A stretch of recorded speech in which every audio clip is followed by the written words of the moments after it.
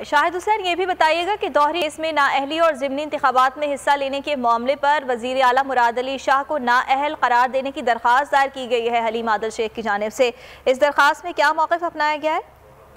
देखिए, ये मुराद अली शाह के हवाले से कि 2013 में इनको जो सुप्रीम कोर्ट ने दोहरी शरीयत रखने पर नाअहल करार दिया गया था। हलीम आदिल शेख की जानिब से दरख्वास्त दायर की गई थी कि दोहरी शरीयत रखने के बावजूद जो है वो दोबारा इन्होंने ज़िमनी इलेक्शन लड़ा और उसके बाद फिर ये सूबाई जो MP मुंतखब हुए थे, उस पर अदालत से कहा गया है कि इनको इनके आर्टिकल 62 और 63 के तहत नाअहल करार दिया जाए। अब सिंध हाई कोर्ट ने के चीफ जस्टिस ने कहा कि हम सुप्रीम कोर्ट के हुक्म के खिलाफ किस तरह हुक्मनामा जारी कर सकते हैं। अब हलीम आदिल शेख के जो वकील है वहाब बलोच, उन्होंने तैयारी के लिए मोहलत मांगी है कि हमें जवाब जमा कराने और बरखिलाफ सिंध हाई कोर्ट इस दरखास्त की कैसे मजाज अथॉरिटी है उसके लिए हमें मोहलत दी जाए। इस पर अदालत ने उनको एक बार फिर मोहलत दे दी है। ठीक है शाहिद हुसैन, बहुत शुक्रिया।